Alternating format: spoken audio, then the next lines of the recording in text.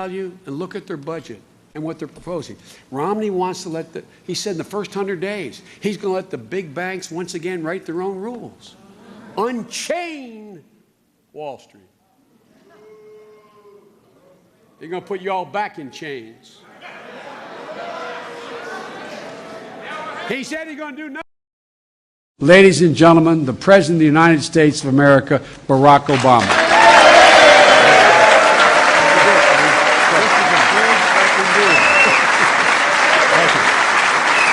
Thank you, everybody.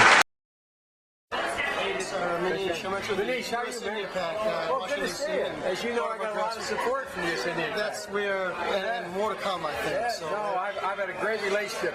Right. In Delaware, the largest growth in population is Indian Americans moving from India.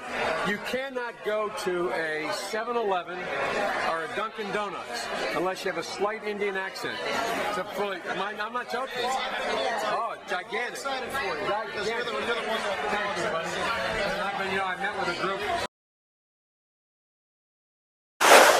I've got Mr. Obama sitting here. Whether you thought it was rambling and cringeworthy. What do you want me to tell Romney? I can't tell him to do that. Can't do that to himself. Or hilarious and brilliant. I'm not going to shut up. It's my turn. There is no denying it was the most talked about speech of either convention. So here's my pledge to you. I will be a commander-in-chief that will have the back of the military. I won't trash talk.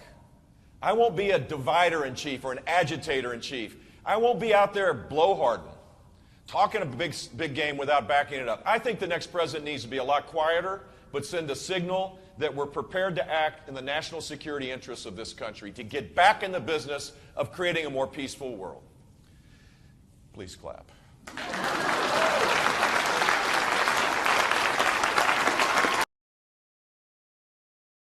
But he will rap it when you give him a chance. Look at him move, doing a rapping dance. That's true, he's a dancing resident. He is the sidekick to the president. He's going way above. Tell me, what is your name? MC Roll. That's true, he crossing his arms. He's rapping and chilling and showing his charm. He will do it without fail. Get out his gun cause he's shooting quail.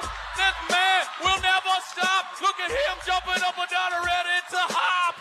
He's got so much to prove. And tell me you never saw this man move doing the dance.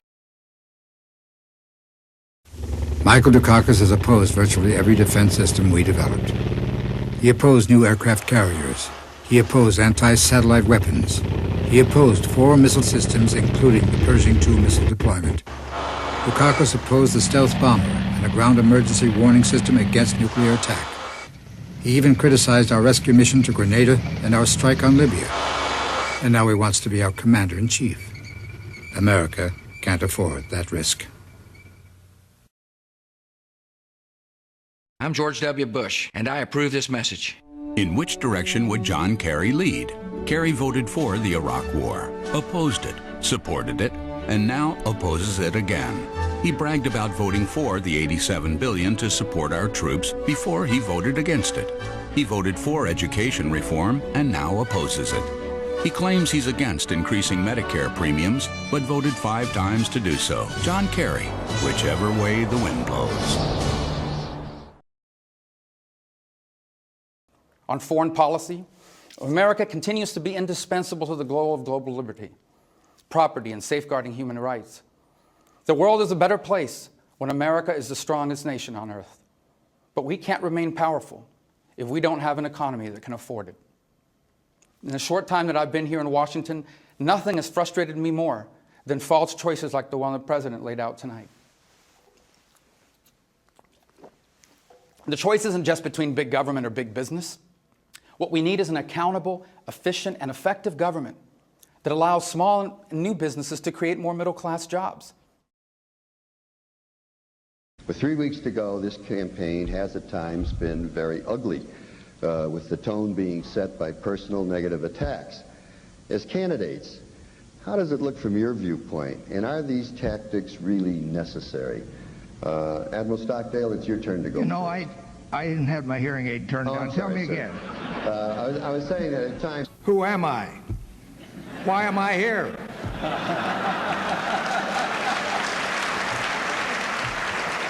I'm not a politician. Everybody knows that. So don't expect me to use the language of the Washington Insider. You heard the other night at debate, they asked Ted Cruz, serious question, well, what do you think of waterboarding? Is it okay? And honestly, I thought he'd say absolutely, and he didn't. He said, well, it's, you know, he's concerned about the answer because some people, she just said a terrible thing. You know what she said? Shout it out because I don't want to. Okay, you're not allowed to say, and I never expect to hear that from you again. She said, I never expect to hear that from you again. She said he's a pussy. That's terrible. Terrible. Yeah, Trump was trying to describe all the obstacles he has overcome in his life, all he has managed to accomplish, beating the odds with virtually nothing but his moxie and a small $1 million loan from his father. It has not been easy for me. And, you know, I started off in Brooklyn. My father gave me a small loan of $1 million. I came into Manhattan, and I had to pay him back, and I had to pay him back with interest. Small loan of $1 million from his father, just like the rest of us. The people, my people are so smart. And you know what else they say about my people? The polls. They say, I have the most loyal people. Did you ever see that? Where I could stand in the middle of Fifth Avenue and shoot somebody and I wouldn't lose any voters, okay? It's like incredible. No, they say, Trump, we love you too, man.